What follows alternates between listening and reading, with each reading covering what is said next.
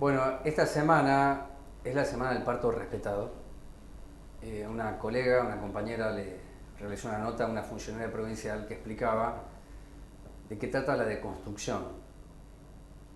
Y decía que la elaboración de conocimiento, y sobre todo en las universidades, tiene que ver con enfocar no tanto la salud en la vida, sino en la enfermedad.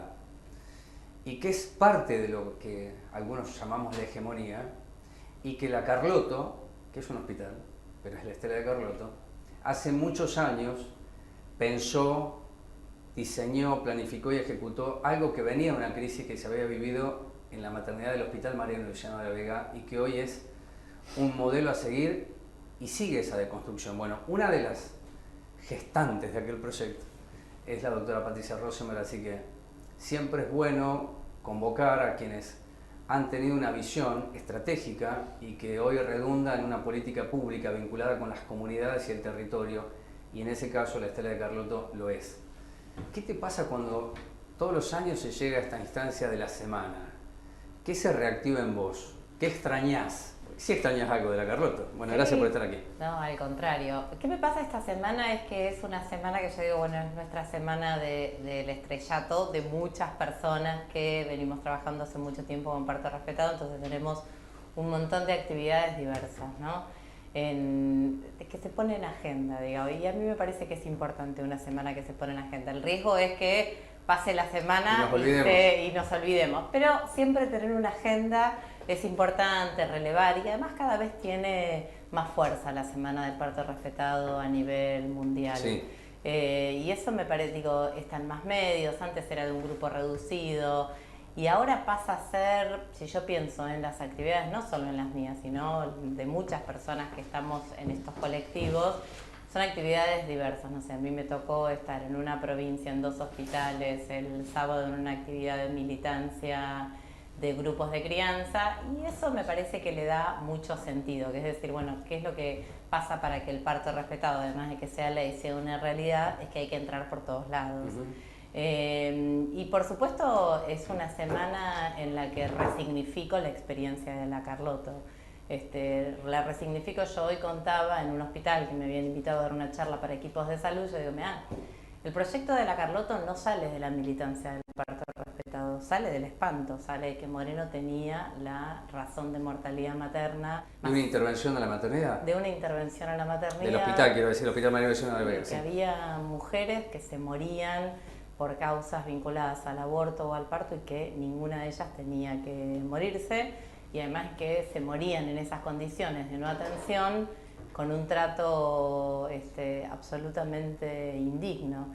Y de ahí surge el proyecto. Y yo traigo esto porque si no parece que, bueno, la Carlotto, porque era un hospital nuevo, porque hubo una posibilidad, bueno, hubo una decisión política. Fue una decisión política, lo hemos charlado muchas veces, fue una decisión política. Absolutamente, fue una decisión política. Y entonces esta semana lo que me pasa es que se resignifica, y además me parece que la resignificación tiene que ver con que la Carlotto siga teniendo esa cultura centrada en nosotros tenemos obligaciones, digamos, para garantizar derechos, es que nosotros como trabajadores y trabajadoras de salud tenemos obligaciones, y que eso nos trasciende a las personas. Está bien que lo marques porque podemos tener las mejores leyes, pero si no se entienden las obligaciones... No hay como, en la ley de parto respetado, una ley que tiene, que va a cumplir la mayoría de edad, y que tardó muchos años en reglamentarse, pero el problema no es que tardó solamente años en reglamentarse, el problema fundamental es que necesita una enorme militancia de conocimiento, de construcción de ciudadanía, porque no hay forma de ejercer derechos si no hay construcción de ciudadanía por un lado, entonces es mucho más que la información, tenés derecho a estar acompañada. Bueno, ¿cómo se construye? ¿Quién acompaña? ¿Cómo elijo a quien me acompaña? Pero que la otra contraparte es que tenemos obligaciones. Si una persona tiene derecho, quienes acompañamos, quienes asistimos, tenemos obligaciones. Me parece que ahí está un poco la vuelta. Dentro de la deconstrucción, en la nota que pudimos hacer esta semana, me pareció muy valioso que se señalase que el protagonista no es el profesional, es la mujer o la familia. Bueno, yo lo viví personalmente eso. Y claro que hay que dar una puja, porque hay que comprender que no se está desafiando al profesional, sino que es otra concepción, otro paradigma. Pero lleva tiempo, y lo decía esta funcionaria, creo que es Delia. Delia lo decía, que muchos hospitales, claro que está la ley, pero no se acerca siquiera un poco a ese cambio paradigmático que sí lo tiene la Carlota. De ahí que la dimensión, no sé si algunos la han tomado, hoy la podemos ver en la verdadera proporción que tiene. Sí, hay, digo, nosotros quienes nos formamos en salud, en cualquier ámbito, en cualquiera de las profesiones de salud, también nos formamos con que la intervención era una práctica valorada, ¿no? Claro. Y entonces aprendimos que los embarazos tienen algún riesgo, o poco riesgo o mucho riesgo, pero no existe, no hay en salud la concepción de una persona embarazada. Digo, los embarazos son de bajo riesgo o de alto riesgo. Entonces, cuando uno se forma en ese paradigma de que la intervención cuida, porque yo además sostengo que seguro que algún perverso, alguna perversa hay, pero la mayoría de las personas que trabajamos en salud nos gustan las personas, no es que no nos gustan las personas. Si queremos hacer cosas para mejorar la calidad de vida, para aliviar el sufrimiento, para aliviar el dolor. Ahora, eso siempre ha sido la intervención, por un lado, y entonces correrse de esto, bueno, hay que ceder protagonismo, y por otro lado, el sistema de salud está por encima de un montón de otros sistemas y eso es como está organizada la sociedad. Yo hoy escuchaba en la radio el caso de Petinato, ¿no? Bueno, está esperando que, y eso es un orden social así, se está esperando que alguien de salud diga si tuvo un brote psicótico, si es imputable, si no es imputable. Claro. Digo, está por encima de la justicia o es una parte, bueno. Y eso es difícil de cambiar desde quienes trabajamos en salud. Claro. También es difícil cambiar desde quienes esperan en salud alguna circunstancia porque vinimos de alguna forma acostumbrados y estamos esperando. Es difícil esperar que por un lado alivien el sufrimiento y por otro lado cómo recuperar ese protagonismo para un hecho absolutamente sexual como es el parto. Ya que hablamos de salud y lo charlé en un mensaje que te mandé hace tiempo, cuando se unifica, mejor dicho, no se unifica, cuando la Secretaría de Salud deja de ser Secretaría de Salud y Desarrollo, que estaba Bormioli, me acuerdo, en ese tiempo, que me gustaría que me hagas una referencia de por qué era importante separar y construir una Secretaría de Desarrollo Social y otra de Salud, para luego preguntarte, te dejo establecida esta pregunta, de que hoy Moreno tiene una Secretaría de Salud, Desarrollo Sostenible y Medio Ambiente, ¿no? Pero, ¿por qué fue importante aquello? ¿Qué batallaron para lograr esa escisión? Batallamos un montón te lo pregunto, batallamos un montón para que se entienda que tener dos secretarías era necesario para poder ejercer y ejecutar políticas públicas que tuvieran entidad en las dos secretarías. Digo, una cosa era que no se desprendiera o que no se sintiera distinto, que parte del desarrollo social y humano tenía que ver con políticas de desarrollo social y con políticas de salud, pero los problemas de salud y los problemas de desarrollo social tienen una dimensión tan grande y son tan enormes para abarcarlos que es imposible si los tiene una persona sola. Cuanto más centralizás, menos posibilidad de desarrollo tiene. Nosotros batallamos muchísimo. Yo creo que es un error que durante mucho tiempo le criticamos mucho al gobierno de Macri haber sumergido al rango de secretaría al Ministerio de Salud y tuvimos resultados por eso, resultados tremendos por haber subsumido algo en rango de ministerio, pero no está en rango de Raviol, sino en rango de entonces cómo se pueden solucionar los problemas, cómo se pueden desarrollar los programas, cómo se puede dimensionar. Es muy difícil las figuras de supersecretarios, de superministros, que los hemos criticado en todas las gestiones. Bueno, Bárbara Cortés cuando entrega la carta de renuncia es muy clara y muy ética en el planteo político. No lo comparto, por eso me voy. Totalmente, ¿no? Totalmente. Estamos desacostumbrados a esas pequeñas, grandes acciones, pero ocurrió eso, que ella se fue diciendo, no comparto que se fusione la Secretaría de Salud con Medio Ambiente, Desarrollo Sostenible o Seguridad Alimentaria. Pero ocurrió, sin debate, te digo. Nadie lo discutió. Es como que no se puede discutir. Me parece que porque ahí hay una decisión de poner como las políticas o las figuras por encima de las gestiones. Y eso es un error. Es un error.